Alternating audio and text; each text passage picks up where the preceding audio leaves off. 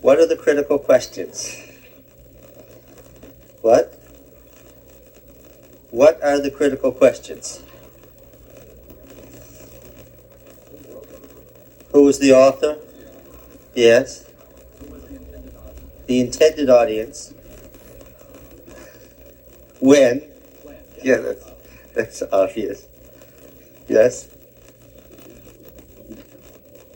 Well, you have to have theological, cultural, and historical background. Now, what are we studying this quarter? Ezra and Nehemiah. What unusual things should we note about Ezra and Nehemiah? The books of Ezra and Nehemiah. Well, for one thing, they're not exactly books. Yeah, well, what are they? Another thing is that as a collection of historical reminiscences, the collection isn't put together in chronological order. Now that's very, very difficult. And in addition, we're dealing here with a different language. In fact, we're dealing with two languages. What are we dealing with here?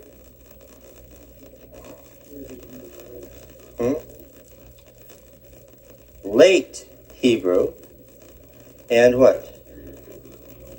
And Imperial Aramaic.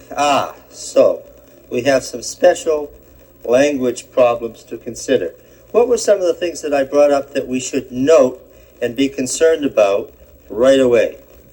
Well, I asked, did anybody have a Bible that has one of those introductory pages that tells you everything you need to know about this book on one page? Who has one of those modern Bibles that has an introductory page? Anyone? Are there such Bibles here? Okay. So, what kind of a Bible do you have? New American Standard. Yes, okay. What does it tell you about Ezra here?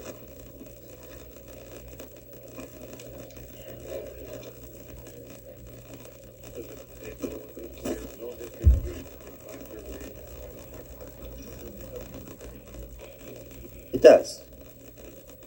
I like that. It has all the known history from 538 to 457. This is one of the latest periods of the Old Testament. Oh, the statement isn't correct, by the way. But it is also one of the darkest periods of the Old Testament. There's very little material for this period, which makes things even worse. Anybody else with a page here? An introductory page? Does it give dates? Yours gave an interesting date, 538 and 457. It missed on the first and hit on the second. Anybody else got any other dates? In your Bible, on this page here that says Introduction of the Book of Ezra. You got some of those? What dates do you have? What? You have 539 and his has 538? Do you have 457? He had what? Later. What is this? 411, 428, 397. Do you have anything about 457 in there? Oh dear. We want to see 457. You have 457. What do you have?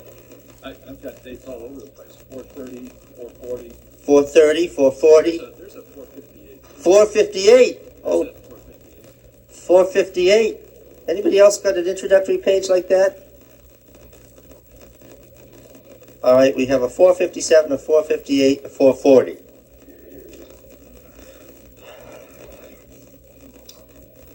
These three Bibles have 457, 458, and 440. Mine reads, it tells about the temple construction from 539, mine agrees with 539 to 535, then its completion 520 to 515, then the return in the 7th year of Artaxerxes, which is 458. Mine says 458. Who said 458? Yours did. What do you have there? What is that? A New International Version. Okay. Mine's a Harper Study RSV. Anybody else have a page like this with dates? What? Did you say you do? Uh-huh. Okay. Why is it of the slightest interest to us what these date pages say? Is the decree 458, 457, 445, or 440, which are the suggested possible dates? Why do we care? What?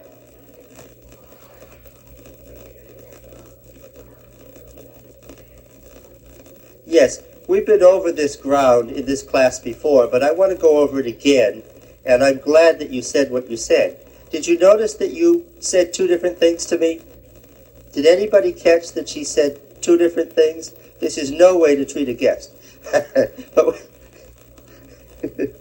but we're going to be inhospitable here. Do you know what you said that was different? You said 2300 day. Yes, very good. You caught yourself. Most people would have been unconscious of that difference. What were you quoting? Daniel, yes? Yes, where in Daniel? The evidence, what? Daniel 9, you're well underway here. 8, the Millerite text.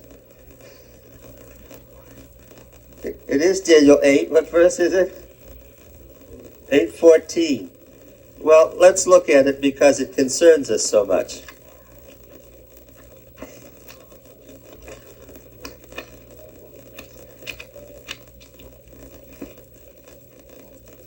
Now, Daniel 8:14 is, in fact, a very important verse in the book of Daniel. It is the verse where all of the symbolism becomes more and more intense, more and more turgid and complicated, right to that verse. Symbolism stops at that verse, and explanation begins. All right? So this is a turning point, in fact, in the book. And it's been talking about the restoration of the temple in Jerusalem. Notice how I said that. Well, where does the heavenly temple come in here? Let me say again, it's been talking about the restoration of the temple in Jerusalem. A decade ago, Desmond Ford caused the church tremendous difficulty by pointing out that simple fact. And the answers that were given were very, very unfortunate. But I said, reading the context, it's talking about the restoration of the temple in Jerusalem. And why do I have no problem with that and with the evidence understanding of the restoration of the heavenly temple? Why is there no problem? What? What? It can mean both. You said the wrong thing.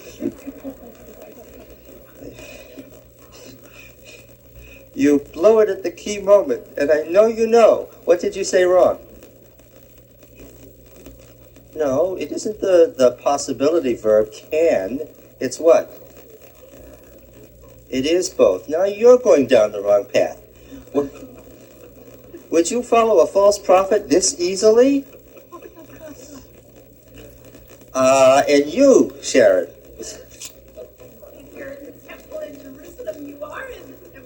If you're in the temple in Jerusalem, you're in the temple in heaven. Let me say it again. Identity of appearance. You, Sharon.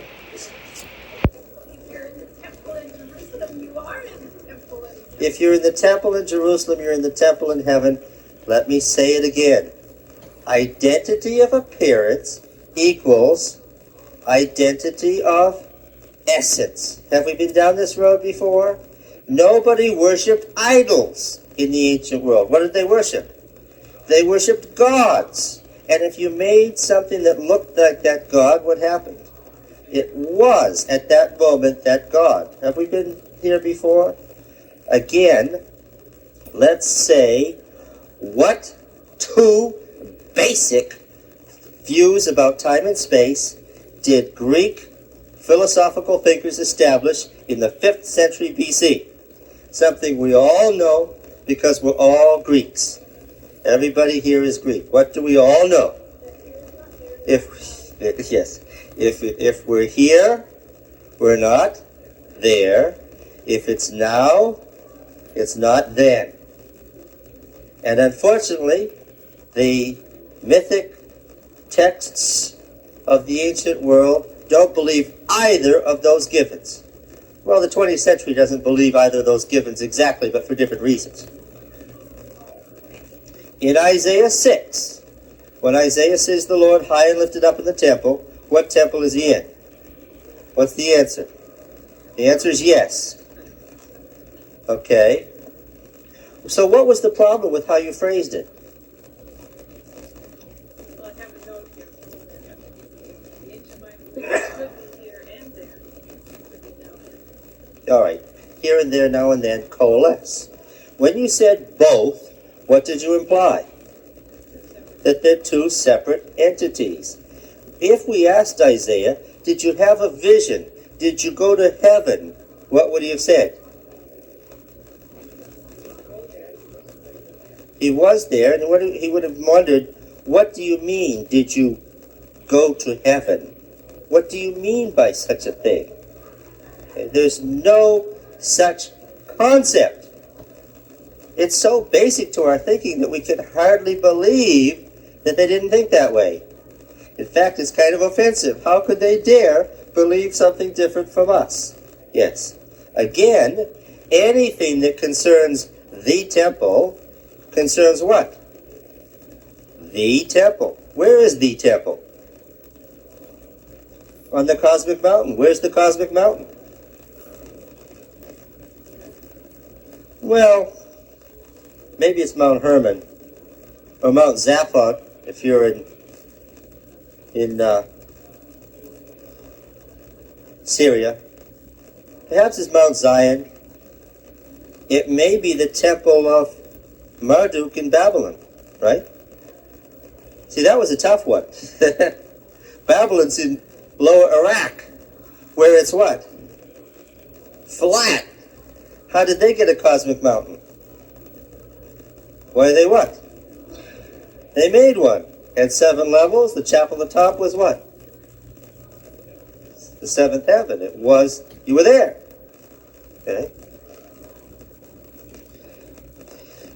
Yeah, all right, now. Are you getting all this? In Daniel 8, what temple is referred to? In Daniel 8, what temple is referred to? The temple. Where is that temple found? In Jerusalem, heaven. Did you get that? I didn't say or and because I didn't mean or and. According to the ancient mind, where was that temple? It was in Jerusalem, heaven. Psalm 48, have we been down this before? Psalm 48, where is Jerusalem? In that eschatological war hymn, where is Jerusalem? Psalm 48. Well, keep your finger in Daniel 8 because we haven't even read the verse yet. But let's look at this again, especially for those who are following along. Great is the Lord and greatly to be praised in the city of our God. His holy mountain, beautiful in elevation, is the joy of all the earth. What mountain is this? Using a word that also means the navel. What? Mount, well, if it's the mountain that's the joy or navel of all the earth, what mountain is it? Typical Canaanite ritual language from the Baal hymns. What is it? It's the cosmic mountain. Yeah. Mount Zion, where is it? What?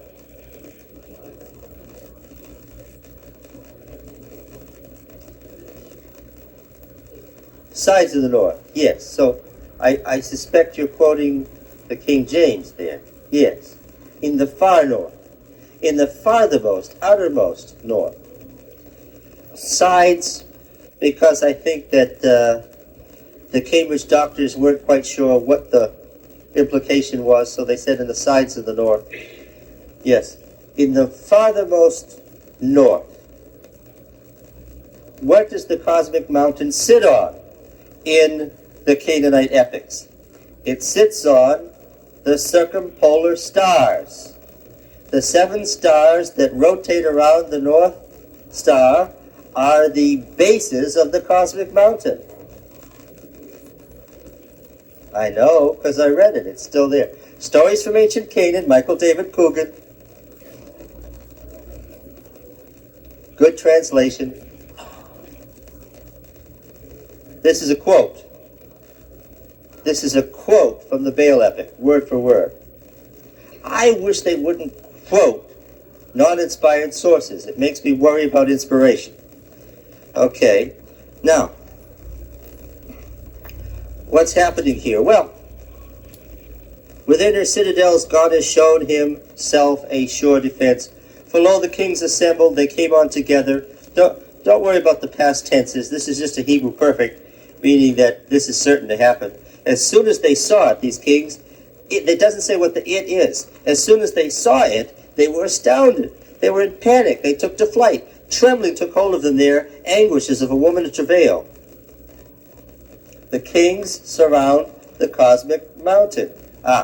This goes all the way back to the 30th century BC, the great story the Canaanites told. Just before dawn, on the eastern horizon, what do you see? Just before dawn on the eastern horizon, what do you see? What? What? What is the morning star anyway? Venus. But it's not a star. These distinctions weren't being made in the ancient world. Listen, how did it get down on the horizon? Who remembers? How did it get down on the horizon? Who remembers? Why is a star so bright? Where should such a bright star be? Huh? This is an important person in the heavens. Let's remind ourselves that ancient myth was the scientific explanation of observable phenomena. Scientific and also, what else? Religious. In a world where science and religion were one. Boy, that's hard for us to conceive. They were not just simple stories. They were explanations of why the physical, observable phenomena are what they are. This is an important person. Why is this important person way down on the horizon? What happened? Once this person was where? Was where? Huh? Where? Where? In the far north. Near the North Star. And what did this person, Shalal, son of Haman, do? Decided to overthrow El, father of the gods, and become God. And what happened? How many of the other stars did this individual gather, according to the Canaanites? 1/3 of the stars of heaven. And there was war in heaven, the Canaanite myths say. And the stars rushed the cosmic mountain and what? And lost. And 1/3 of the stars of heaven, what does the myth say? Fell. They were cast down. And so today, when you see this fellow sitting over here on the horizon, How far has he fallen? As far as you can fall, right down to the earth. That's why he is where he is. It's the Canaanite version of the great controversy story. Yeah. And all these quotes. Yes. Now, this is all about the heavenly temple sitting in the far north. And yet, where did we find it? In Psalm 48. Where was this heavenly temple in Psalm 48? On Mount Zion. Is Mount Zion in the far north? Literally, it is most assuredly not in the far north. But what? Of course, we know that in reality, it is what? It is in the far north. Now, Daniel 8.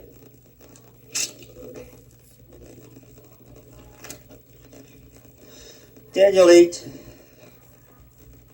describes the little horn growing great toward the southeast in the glorious land in verse 9. The glorious land being, and it grew great even to the host of heaven. And some of the host of the stars it cast to the ground and trampled on them. It magnified itself even to the prince of the host, and the continual ministry was taken away from him, and the place of his sanctuary was overthrown. Using language from Davidic theology.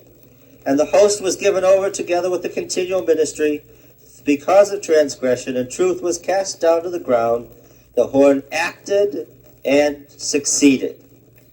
Then I heard a certain Holy One speaking, and another Holy One said to the one that spoke, For how long is the appearance concerning the continual ministry, the transgression that makes desolate, and the giving over of the sanctuary and its host to be trampled underfoot? And he said to him, he said to the other one, For 2,300 what? Evenings and mornings. Is that what you have? For 2,300 evenings and mornings. Okay? What's the problem there? Huh? The word and? What? Well, maybe. What? This phrase, evening and morning, makes you think of what? Where? Genesis 1? Why is that important? Yeah, but we're talking about the temple here. Why does that make you think of Genesis 1? Huh? It does, and it should.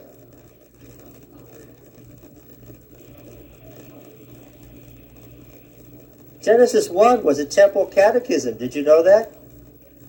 People memorized it. It was a poem. It was taught by the priests of Israel. Every day there was a special psalm sung. A psalm that referred to what happened on the first day. The light was sung on Sunday. A psalm that referred to the Sabbath rest was sung on Saturday. What am I telling you? The story in Genesis 1 is intimately related to the worship in the temple. And what is this passage in Daniel 8 about? The temple. Good. Now, what's the problem with the word and? Evenings and mornings. Well, that's the phrase as we find it in Genesis, but what's the problem here? The problem here is that in all the Hebrew manuscripts that we know about, except for the 2 unpublished Dead Sea Scroll copies, which we'll find out about eventually, that's another story. But in all the known manuscripts, what's missing? The and. It is an evening-morning unit. Okay? So now, you're still there. These evening-morning units are how long a time period? What?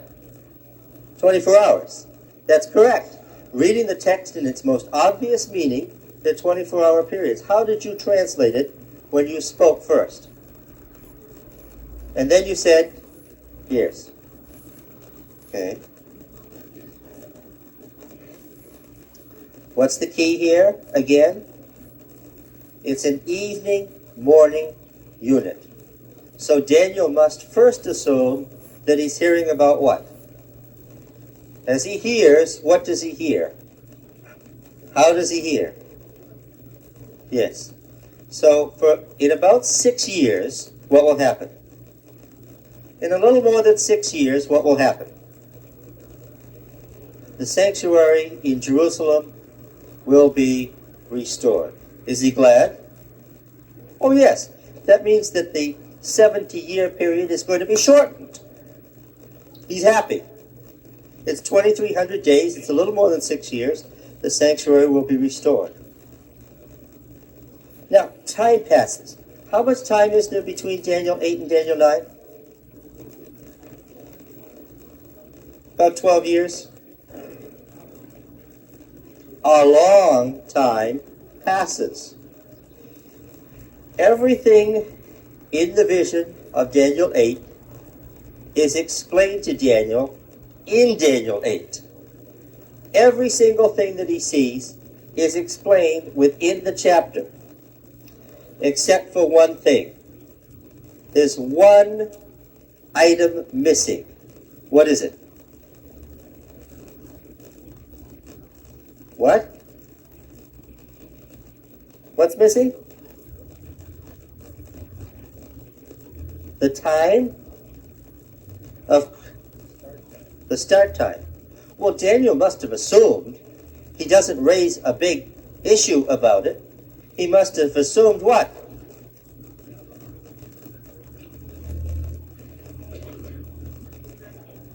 It must start now. But is he sure? How does the chapter finish out? I, Daniel, verse 27, was overcome and lay sick for some days. I was appalled by the vision and did not understand it. And he's got everything explained. Okay. Now, in Daniel 9, he's very, very concerned. And here we have him praying this long, famous prayer, act, delay not. Restore the temple, the city is called by your name. Right? Why is he concerned now? Because 12 years later, what's his problem? Yeah, 2,300 days have already passed, nothing happened, and there's a worse problem. Not only have 2,300 days passed and nothing happened, but there aren't 2,300 days left between this date and the end of the 70 years in 535. What had they been promised by Jeremiah? That the captivity would begin in 605 and end in 535. Text? Text, anyone? Jeremiah 25 and 29. Yes. All right. Now then, obviously his concern is great about time in chapter 9. And this is where we get the 70-week prophecy, which relates to the question of time. And there's a beginning date. 70 weeks, does yours say of years? Yours doesn't? What does it say, Sharon? Daniel 9:24. 70 weeks. Here's an interpretation. What? Just says 70 weeks? No, I'm reading the RSV. It says 70 weeks of years. What does your Bible say? What? 77s? Now, let's not complicate the matter here. My Bible says 70 weeks of years. And being an Adventist, I choose what?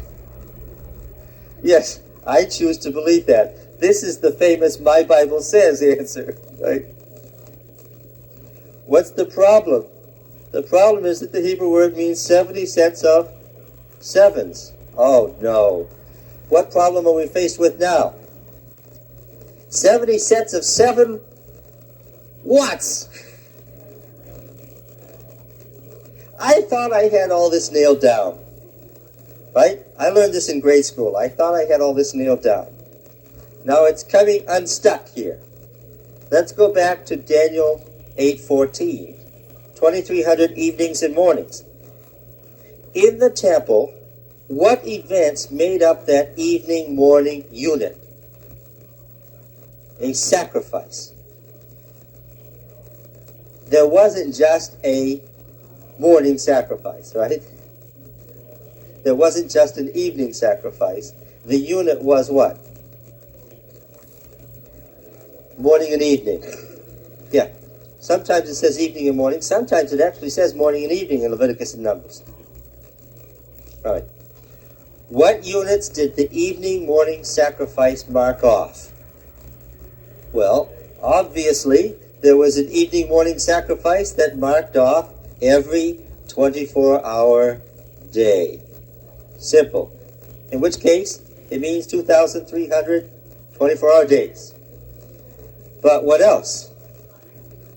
Well, there was a weekly sacrifice on the Sabbath that marked off the transition of 7 days. A special evening morning unit marked off 7 days. If the text referred to those 2,300 evening morning units, what would we have? It's a prophecy of 2,300 7-day weeks. Yes. Now in Palestine, with its 12 months, how many growing seasons were there? There were 2. And the first month of the growing season was the last month of the preceding growing season. Then at the end of last month was the first month. So how many 7-month growing seasons could they squeeze into 12 months? 2. In both cases, the growing season was 7 months long and was marked by what? A special sacrifice for the 7-month growing season that was separate from, distinct from, read it in Numbers, any of the other sacrifices. So it could refer to what? It could refer to 2,300 7-month periods. Oh. Or, of course, there was a special set of sacrifices to mark off the beginning of the sabbatical year.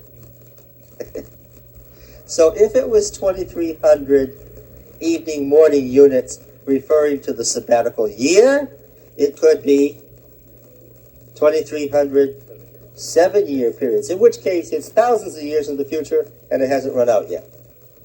Did Daniel conceive of these possibilities? Oh, yes, he did. That's why he was so upset. Now, is there a word in Hebrew for day? Just ordinary day, D-A-Y.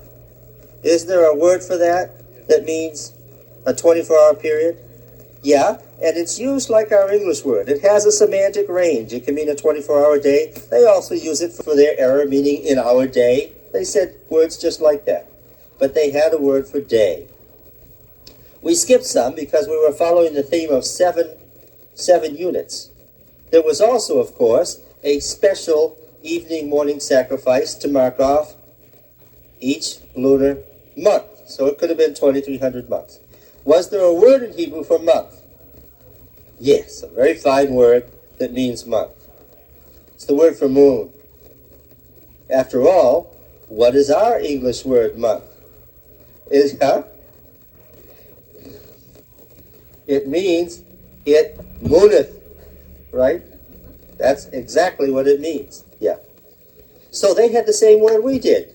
Month was moon. All right. Did they have a word for year? Yes, they had a word for year. Last year, in the 7th year of the king's reign, they had a fine word for year. And they had a word for sabbatical year, too, based on an extension of the word 7. Now, in Daniel 8:14, the text then could have read what? It could have said, for 2,300 days. It would have been very simple. Or weeks, or months, or years, or sabbatical years. The heavenly speaker could have chosen any of those and been much more specific. Then why this kind of language? Because what? Precisely because what? This creates what? Confusion. That's not the answer. Yes, that is the answer. Yeah. This creates what? Possibilities. Yeah. So when Dr. Ford said, look, it obviously means days, and ran out in Daniel's own time, what would we say? What? Could have. But what? But that was one of a very specific set of potentialities created by the very choice of the words. So we see that the word choice is very deliberate. What he meant to say and did say was that what I mean is it was 2,300 days and couldn't be, this is what his point was, and it couldn't be, what? 2,300 years. That was his point. And what have I said about that this morning? What have I said about that? That's not true at all. That misunderstands how the ancients paralleled time cycles. You see, a time cycle was complete after how many cycles? Well, yeah, because of course, time is not, for us, time is what? Linear. And there are passages in daily life in the Old Testament where you get the picture of time as linear. In linear time, it's very clear that if it's now, what? It's not then. Because if it's David's time in 1000 BC, or Ezra's time in 500 BC, or the birth of Christ in, well, there's no 0 year. I was stuck. I couldn't figure out whether to say 1 BC or 1 AD, although it was probably 4 to 6. 500, 1000. While I'm on that subject, let me grind away about the Jubilee calendar and still being irked about that. Do you know why many of those Romanesque cathedrals were built with their matching spires side by side with the flat tops? Most of them were built in what century?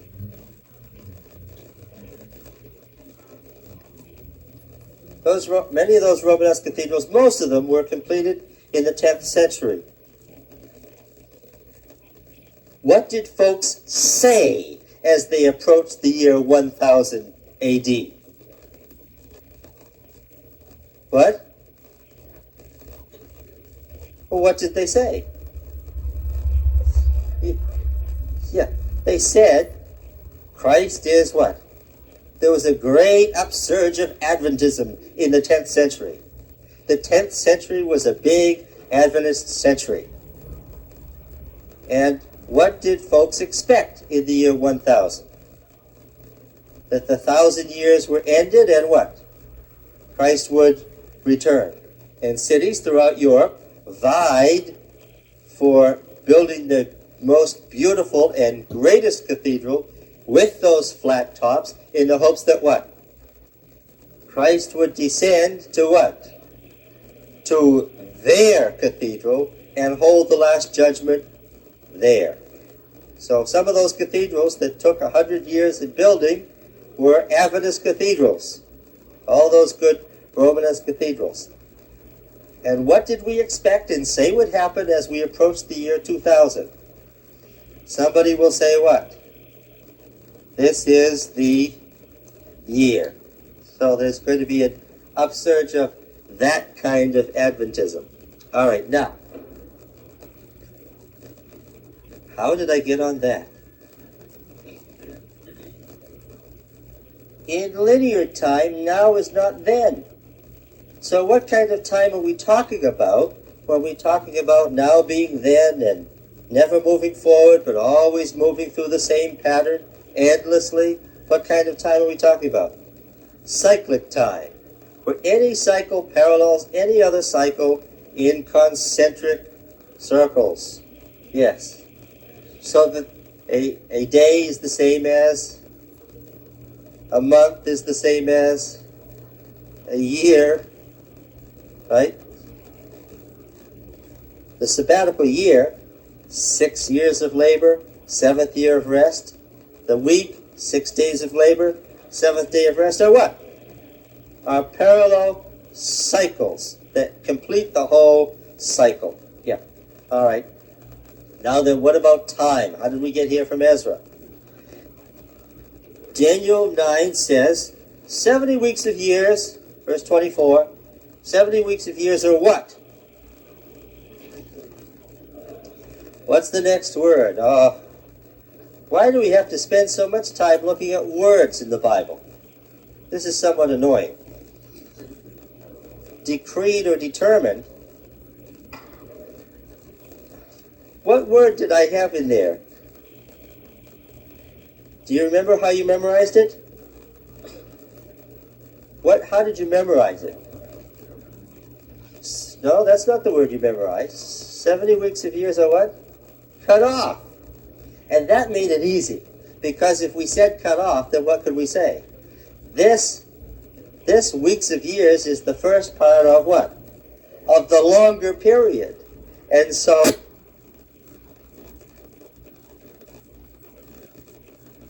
that would assume that we knew that the period was going to be longer. Did Daniel know that yet?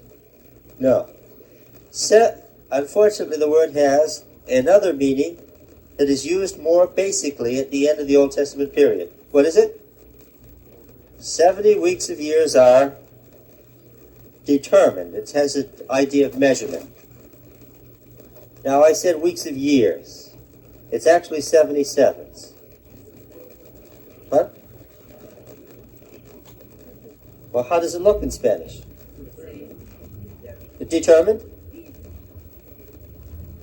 Determined, okay, good. But we've heard it in English so often, cut off. And that translation helped us with our presuppositions of a particular interpretation. Okay? Now then, what is familiar about this 490-year period? Again, Leviticus 26, every year in exile is what kind of a year? What? No, not prophetic, but what? Sabbatical year, Leviticus 26. Every 7 years that Israel didn't keep the covenant would be paid for by a year in exile. That's what Leviticus 25 and 26 say explicitly. And then Jeremiah comes along and defines this year, this exile, as how long? 70 years. And he uses the word for years. So the period involved of Israel's failure to keep covenant is how long? 490 years. And that 490 years, since these sabbatical years are part of the old period of not keeping covenant, ended when? What are Jeremiah's dates again? 605 to 535. Again, the 70 years of exile, are they part of the 490 years of failure to keep covenant? Yes. So when did the old 490 years end? When did the 70 years end? 535. Now, if you're Daniel, then what do you expect? That the decree to restore and build Jerusalem will be what year? 535. And in fact, when Cyrus came and took over control of Babylon from his Median king, his subordinate, it was 535. And he issued a decree to build the temple. Then why are we studying about Ezra in 457, 458, or 440, whatever it is, or 445? Why are we studying about somebody 70 years later? That's the question. All right. We defined the question. Now we'll go from here. Thank you.